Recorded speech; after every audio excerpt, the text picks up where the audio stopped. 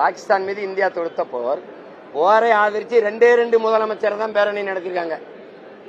ஒன்னு டெல்லி முதலமைச்சர் பிஜேபி முதலமைச்சர், இன்னொன்னு தமிழ்நாட்டின் முதலமைச்சர் திராவிட மாடல் 2.0 முதலமைச்சர்.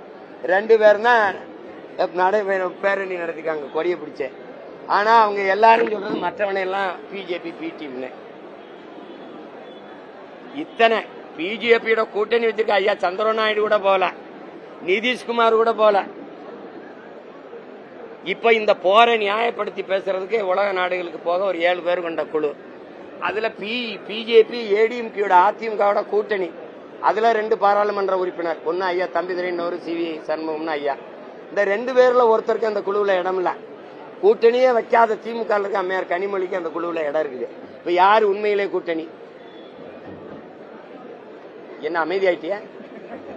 கேட்கறதுக்கு பதில் சொல்லுங்க.